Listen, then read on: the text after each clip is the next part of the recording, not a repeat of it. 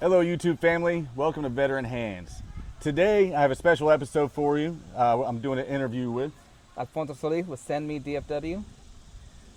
and we're going to get it started. So, tell us about where you came from and what you're doing. Well, I was born and raised in Dallas. Been here for the last, my entire life. Currently, right now, I have a couple of schools that I train the Guardian programs.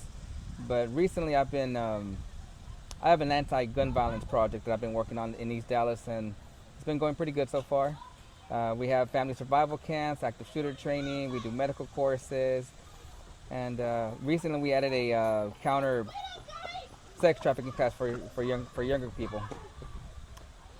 So, what got you into the whole Send Me DFW, and what was what really was your calling to arms for that? Well, it actually started many years ago. I got involved with search and rescue. I'm gonna say sometime in 2019, but really this entire process started in 2007. Um, my life is very published as an open book, but I actually widowed very young in 2007. Um, Moved to my house on September 28th, and that same night, my first wife passed away. So she had a brain aneurysm just out of the blue, and I ended up being a single father, ended up with depression, survivor's guilt. So I ended up homeless at one point. But one of the things that I remember was the wait, from the hospital, from waiting from the ambulance ride to the hospital to the waiting room, just remembering how helpless I felt that day, that nothing was going to change the circumstances of my life. And that's one thing that's always struck with me is people say I feel helpless, but the truth of the matter is most of the time you're not helpless. Being helpless is not an emotion. Being helpless is a situational condition. So back then, when I was in that cold, sterile waiting room, I truly was helpless because nothing was going to change the circumstances of my life. I became an donation advocate for many years, but when I remarried, I wanted to focus on something else, so I started training for search and rescue. So, the reason that I reached out to you to come on to this channel to do an interview is even though the channel is about veteran hands and veterans, it's truly about anyone that needs help and to find the resources. Through Facebook, I've known about Alfonso for over a year. The work he's been doing is amazing. It's really like there's times where I'll be flipping through Facebook doing the death scroll and I see something that he posts or where someone was found or a young one. I have kids myself, and can you speak to like what it's like working with those families when they finally find that loved one that has been missing that they had no hope for? It can be difficult sometimes because if someone's calling me, that means a lot of things have gone wrong. Now, I'm not part of a search and rescue team per se. I'm independent. I'm trained as a tracker and a wilderness first responder. And the reason I'm not part of a search and rescue is because search and rescue has to be deployed by an agency, via law enforcement or by a fire department. And that doesn't really happen in Dallas, so I make myself available day one. Sometimes we get good results. Sometimes it takes weeks. Sometimes it takes, a few hours. There have been times where I've had to be the bearer of bad news and tell the family, I'm sorry, but your son is gone, or it just really depends on what the circumstances are. When we have victory, great, we have victory. But sometimes it's not a happy ending. But at least in those circumstances, at least I can give the family closure. So, with that, like I said, I'm a father, and I have a younger teenage, preteen, 12-year-old, 18-year-old, 26, and 27. If myself, for example, was in a situation where I can't, my daughter disappears, whether she's run away or we think something is someone might have her or holding her, what would be my first? What would you recommend I do immediately? I mean, call the police, but You definitely want to call the police and at least get the process started. Have a missing report started. There's been times where I've been able to find somebody, not because I went out to look for them, just the fact there was a report done. A couple of weeks ago, there was a young girl who was 19 who just disappeared into the night. Mom went to go wake her up. She was already gone. She took all her belongings and her social security card and whatnot. And the girl was 19, but she had the mindset of a child. So mom was very concerned because she never really went out. And as we were reviewing her phone logs, we realized that she had met somebody online. So that was very concerning. and we actually ended up finding her like in Mississippi at some point, because apparently this guy was in the army at some point, and he went to go check out on base. And when they looked her up, they realized she was someone that was missing. Nothing illegal because she is legally an adult, but just the fact that, you know, no one came and talked to mom. There was no letter left. It's just she was just gone. So definitely get the police involved as quickly as possible. If it's something like in the woods or an Alzheimer's patient who wandered off, yeah, definitely get the police involved and start searching right away. So with that, have you noticed any trends on like maybe red flags that the parents kind of notice, or that the loved ones notice ahead of time, that kind of would lead someone to, hey, if I see this, maybe I should start paying more attention to their moving around? Well, the red flag is the fact that no one really notices that something's going on until they're actually gone. You know, no one's keeping up with their kids' social media, who their friends are, who they're talking to, what forms of communication that they're using. It's not until something goes wrong they're like, oh, what did I miss? And then we start looking at red flags. So lots of times what I do is I interview the family. The family has always been a wealth of information. One of the biggest complaints that I get is, you know, the police aren't doing anything. It's not that the police aren't doing anything. It's just we don't have any leads. And I think that's really going to be a training issue. You know, sometimes all we have to do before we even start looking is we start listening. You know, listen to the family, listen to what they say, look at the surroundings. Where are you? You know, where did this happen?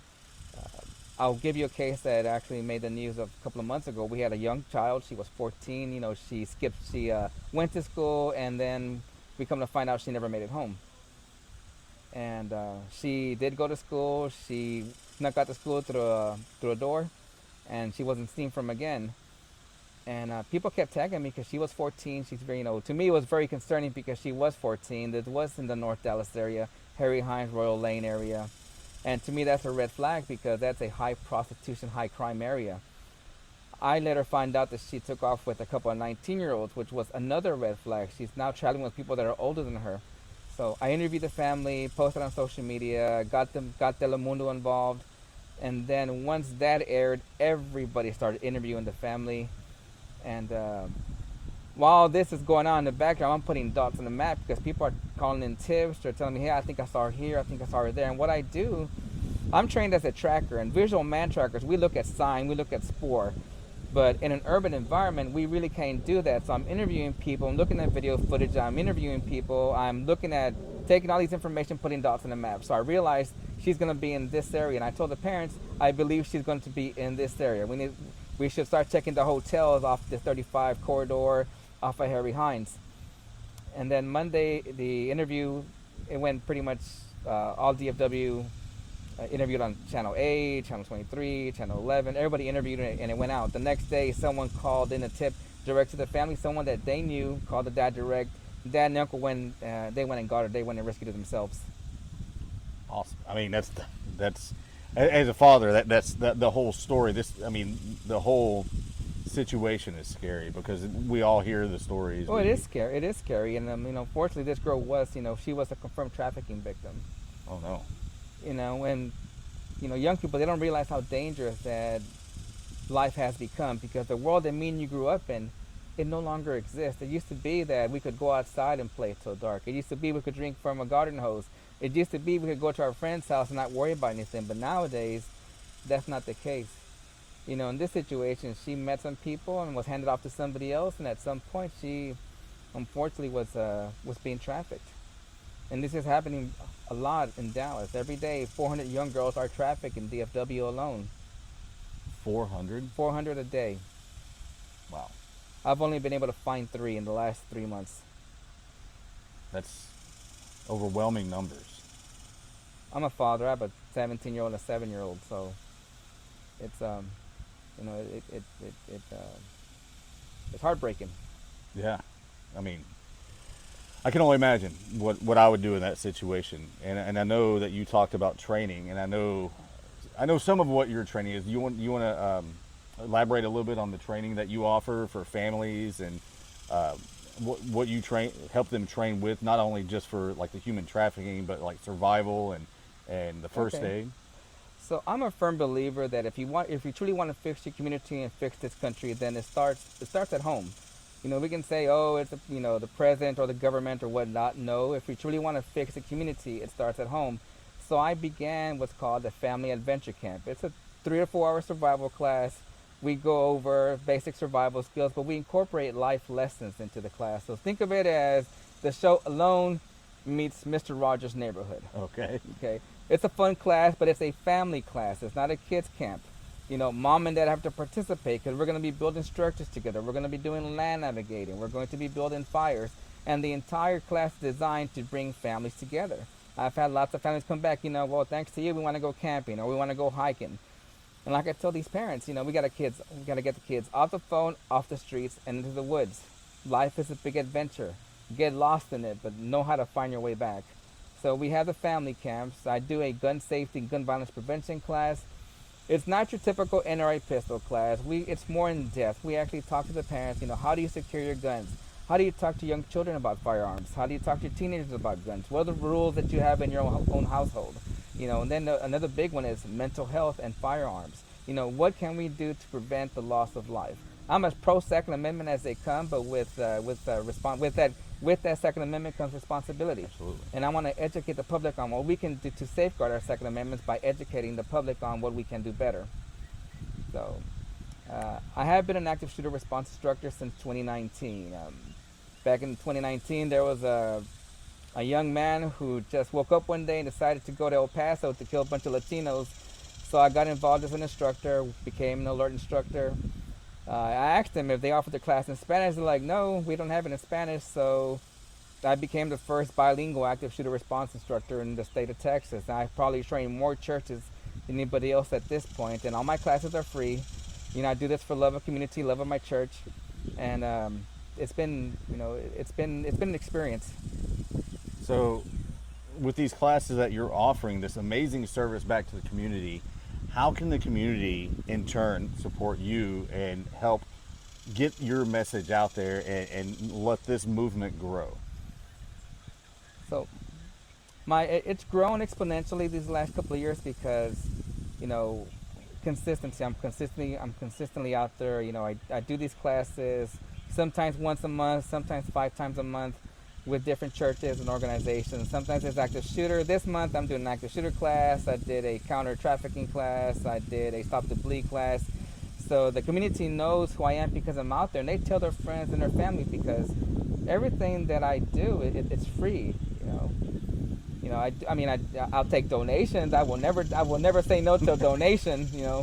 I work a part-time job that funds these activities, but I have an Amazon wish list, and I take donations, and the important thing is that we get this information out there. That we can grow families together, that we can get families unified, and when it comes to search and rescue, I'm always available. My phone's always on. There hasn't been a day this week that someone hasn't called me about finding a missing loved one. And sometimes I don't even have to go out to go find them. Sometimes it's just a matter of putting the clues together. We had a young man who went missing 2 days ago.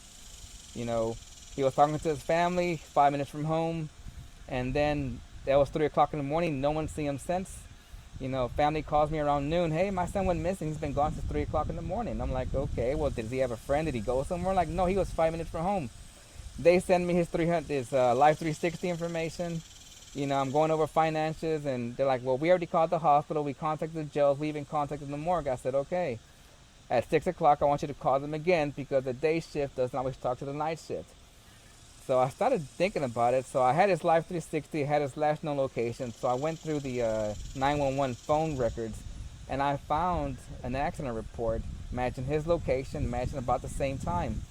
And at that point, the family actually called me around 6 o'clock. Hey, we found him. He was a John Doe at the hospital. He was at the hospital the entire time.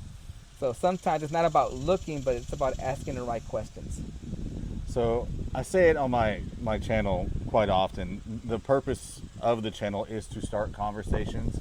And I mean, that really mirrors what you're saying. A lot of times when people don't know where to go, or they're stuck in the dark part, or just the overwhelming thoughts, they don't have the conversation. So from what I'm hearing you say is like having these conversations is the first step to really getting anything accomplished. Would you agree with that? I would agree with that. Sometimes it's not about going out to look for people. Sometimes it's just about being the calm voice at the end of the line that says, this is what we're going to do. This is where we're going to look, and just kind of organizing, you know, their thought patterns and say, okay, we're going to figure out where he's not, where he was going, what he think he's doing, where we think he is, or whatnot. And it's just just knowing that someone is there actively looking for their loved one. You know, it has an effect on people, because lots of times I hear the complaint, well, the police don't care. They do care. They're just overwhelmed or whatnot. Or we have so many people that are missing, we don't even know where to start. There hasn't been a detective assigned to the case. You know, being able to start this off on day one, like, okay, where was he? Where was he going? And I do a very thorough interview, because there is a thing called behavioral science. You know, little kids tend to act a certain way. People with Alzheimer's or some kind of mental disorder, they tend to act a certain way. So I interview the family. I tell them there's no right or wrong answer. You know, I'm going to ask a series of very personal questions. I need to know who I'm looking for, because the truth of the matter is, whenever you're trying to find someone, it's almost like a hunt, like a manhunt. And the resources to find a runaway is the same resources it takes to find a fugitive. It's that intensive. So, with that, I know a lot of times people get very leery about sharing personal, internal house drama or family drama. Have you come across that a lot of times during those conversations? There's a lot that's kind of left out because they don't want to share. For the most part, not really. For the Okay, most good. part, I always, I tell the people, like, there's no judgment from me, but I'm asking this information because it's going to affect how I'm going to search. You know, there's been a case where, they didn't know that the person they love had an issue. You know, a few months ago, I was involved in a search regarding a young man who went missing. You know, and I found his, I was able to find his location and where he was going or whatnot. However, I got stuck, so I interviewed his sister, and his sister actually finally told me, well, we know he has a drug habit at some point. Now that changes things, because now I knew where his general vicinity was, but the fact that he had a previous drug addiction, now I knew, well, he's been clean for a long time. Maybe he fell off the bandwagon or whatnot. Maybe he slipped off the edge or whatnot. So now I started searching the motels or whatnot. And turns out he had actually gotten high and unfortunately he had OD'd. Oh man. But it does affect how you search. Well, with that, I know you have Send Me DFW. Can you talk about what your upcoming training is and what openings you have, and how someone would get in touch with you if they wanted to, get their family trained or get a loved one in part of this movement? So what I do is, I do my calendar about a month in advance. I will pick out a park, post it on Facebook, and I will announce the family camp will be at such and such park at such and such time. Just send me a message to register, and we'll have 20, 30 families come out and do the class. The active shooter classes and the counter trafficking classes, if you're a nonprofit or a church, or if you're a business that just wants to host a class, just send me a message either under Facebook, under Alfonso Solis, or Send Me DFW, and say, I want to host your class. We can open it up to the public. The classes are free. They just need to message me on Facebook or Instagram. Okay, and I will have those in the comments of this video or in the description. So please reach out. If someone was wanting to donate and help you, whether it be get resources or even donate their time as a volunteer, what would be the same way? The same way. They can just reach out to me via Facebook or Instagram. I mean, I won't say no to donations. Sometimes I'll say, hey, I have a gear list for search and rescue or whatnot, or for the family camps. I need cordage or I need tarps. Or I think in January I was actually out doing searches. I didn't have enough winter gear, so I was freezing my tail off. Yeah, I can relate to that. Well, in different ways, but with the donations, I know my channel runs strictly off donations now. So if anyone out there wants to donate, please reach out. If you reach out to me, I can get you in touch with Alfonso. I'll have his Facebook information below. Any contact information that I can get, I'll have in the description below, and then also the Amazon wish list will be attached.